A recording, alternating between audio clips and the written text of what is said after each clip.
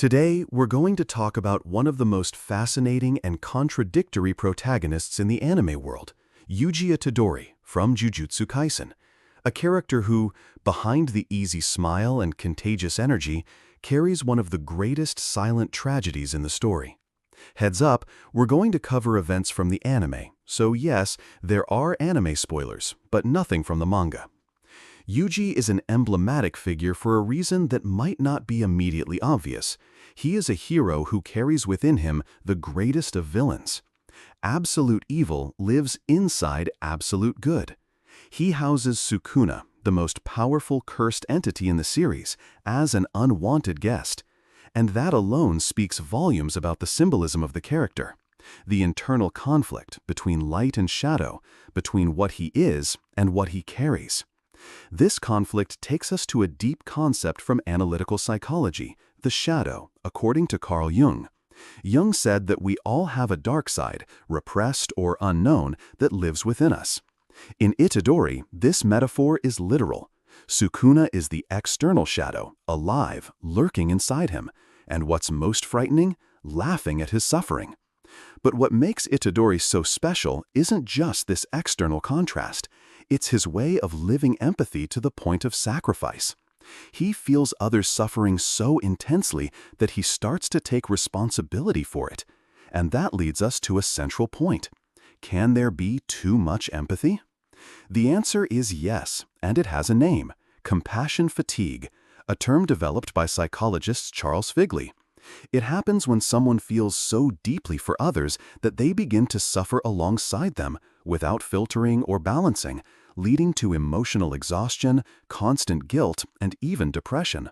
This is when empathy stops being a bridge and becomes a prison. And Yuji lives this exactly. He doesn't just help others, he forces himself to save them. And when he can't, he blames himself deeply. But to understand this, we need to go back to the beginning. At first, Yuji wasn't a sorcerer, nor did he know about this hidden world. He was just an ordinary teenager, or so it seemed. He already showed near superhuman traits: absurd physical strength, incredible reflexes, exceptional endurance, almost like a Japanese Captain America, as if he had received some kind of super soldier serum. Beyond the physical, his greatest gift might be his ability to connect with people. Itadori is the kind of person who quickly wins over everyone around him. He talks to anyone, regardless of time or circumstance. He accepts invitations without hesitation, like when he goes to Junpei's house for lunch after barely knowing him. He's the kind of person who lights up any room. Nobara describes him perfectly. Itadori is the kind of person who brings his own chair and just sits down. That is, he fits naturally into people's lives. And this isn't just narrative design. Psychology studies show that extroverts, like Itadori, tend to report higher levels of happiness. They are more assertive, sociable, and active, traits that are highly rewarded in both Western and Eastern cultures.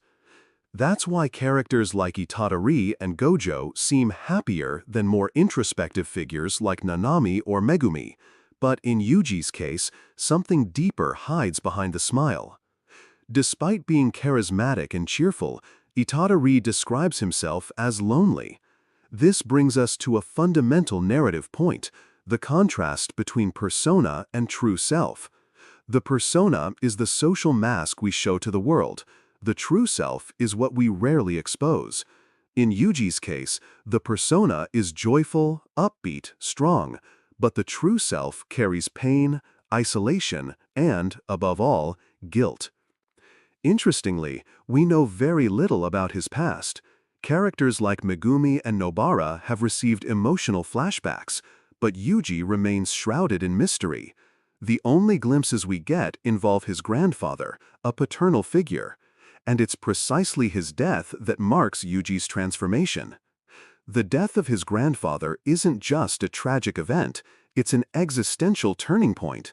His grandfather's final words were, "Help people, you're strong, use that for good." And those words become Yuji's internal compass. That moment gives him a new purpose, one that he turns into a personal mission. But the problem with self-imposed missions is that they often have no end. His grandfather's death represents not just the loss of a loved one, but the abrupt end of a life phase. And Yuji doesn't have time to grieve. Almost immediately, he's thrown into the violent world of curses, a world with twisted rules and constant danger.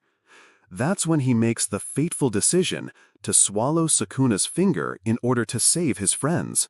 This defines his journey, to always place others above himself.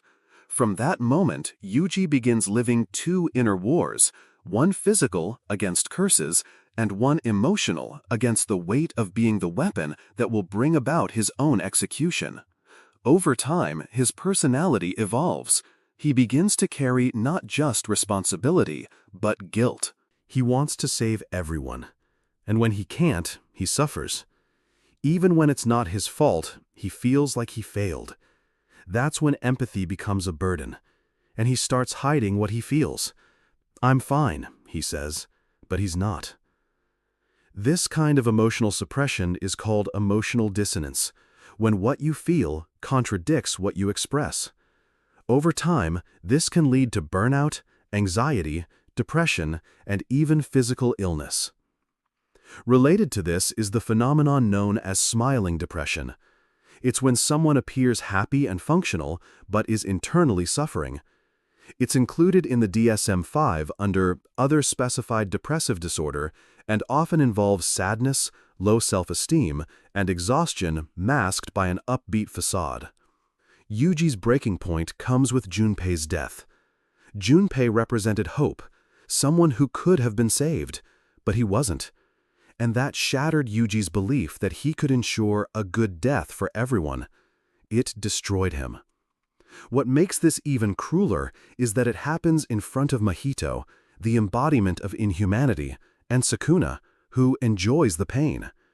They don't just witness Yuji's agony, they amplify it. Sukuna, from within, laughs at his despair. And that's when rage emerges. For the first time, Yuji lets himself feel real anger, and he says something profound. "The next words that spilled from my mouth came from so deep inside me, they almost made everything I'd ever said seem like a lie." In that moment, he's not just angry. He's confronting a part of himself he always repressed. The part that feels hate, frustration, rage. The human part. Psychologist Jerry Deffenbacher describes anger as stemming from three elements: a trigger event, individual traits like low frustration tolerance, and cognitive evaluation, judging something as unjust. Yuji checks all the boxes. His anger is real and necessary. That anger pushes him to act, but it also frees him, if only for a moment, from the burden of perfection. He realizes he can't save everyone. Failure is part of the journey, and that's something he learns through the people around him. From Megumi, he learns prioritization. From Gojo, that strength grants freedom. From Nanami, he learns that control is an illusion, and that no matter how hard you try, some things are simply beyond saving. When he finally accepts this, Nanami tells him, "Now you're a real jujutsu sorcerer." Yuji Itadori is, for me, one of the most human protagonists anime has given us in years. He represents all those who smile outside but carry storms inside. Those who support everyone else but have nowhere to lean. So here's my closing thought. Yes, empathy is noble. Helping others is a beautiful thing. But don't forget yourself. Self-care is not selfish. It's survival. You don't have to burn yourself to keep others warm. If you saw yourself in this story, or know someone like this, seek help.